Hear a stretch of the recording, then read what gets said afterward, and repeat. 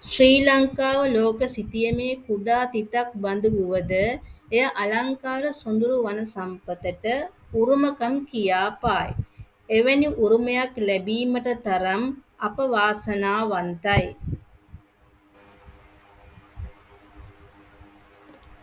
මිනිසාගේ විවිධ ක්‍රියා හේතු කොටගෙන වන සම්පත විනාශ වෙමින් පවතී.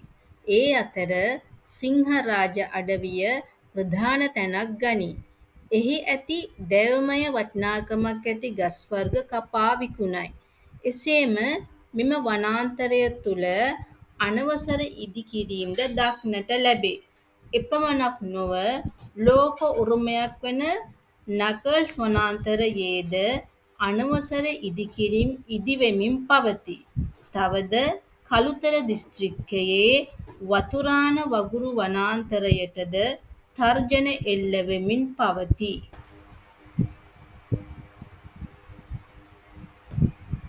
ජෛවීය විවිධත්වයට බොහෝ සෙයින් උපකාර වන වන සම්පතෙහි මහිමය නොදැන මිනිස්සු කටයුතු කරති. ඇමරිකන් ඩොලර් මිලියන 382ක් වැය කරමින් වියලි කලාපයේ හෙක්ටයාර 81,422කට වාරි ජලය සැපයීමටත් අනුරාධපුරය හා ත්‍රිකුණාමලය නගරවල කාර්මික කටයුතු සඳහා ජලය සැපයීමටත් මෙගාවට් 20ක ජල විදුලිය නිෂ්පාදනය කිරීමටත් අරමුණු කරගෙන ක්‍රියාත්මක කරන මොරගහකන්ද හා කළුගඟ ජලාශවල ජල සුරක්ෂිතතාවය සම්පූර්ණයෙන් බැඳී පවතින්නේ නකල්ස් වනාන්තරය මතය. වතුරාන වගුරු වනාන්තරයේ ජෛව විවිධත්වය ගත් කල එහි තෙත් කලාපයට අයත් ආවේනික ශාක විශේෂ බොහෝ දක්නට ලැබේ. මෙසේ බලන කල වන සම්පත සුරැකීම මිනිසාගේ පරම යුතුකමකි. මේ සඳහා බොහෝ පියවර ගෙන තිබේ. තර්ජනයට ලක් වී ඇති වනාන්තර පාරිසරික ආරක්ෂිත ප්‍රදේශ බවට පත් කර ඇත. එහෙත් මේ සඳහා ක්‍රියා කිරීමේදී රජය මන්දගාමී ස්වභාවයක් දක්වයි. කෙසේ වෙතත් මේ සඳහා නීති පැනවීම පමණක් ප්‍රමාණවත් නොවේ. වන සම්පත සුරැකීම අප සැමගේ වගකීමකි.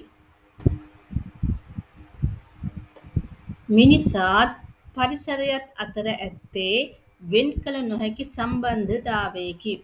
එහෙයින් අපි පරිසරයත් සමග යාවී ඇති වන සම්පත සදා සුරැකිමු. ළමයි මේ රචනාවේ මුල් ඡේද වල එන කරුණු මම පුවත්පතක විශේෂාංගයකින් තමයි උපුට ගත්තේ. මොකද සමහර රචනා මාතෘකා තියෙනවා ළමයි නිකන් අර අපේ ස්වාධීන අදහස් ලියලා ස්වාධීන අදහස් ඇතුළත් කරලා ලිව්වොත් ඒකේ අර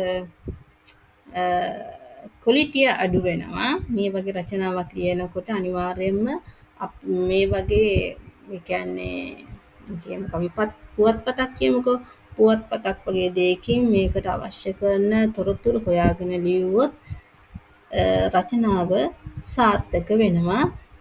මේ රචනාවම බලලා ලියන්න පුරුදු වෙන්න එපා.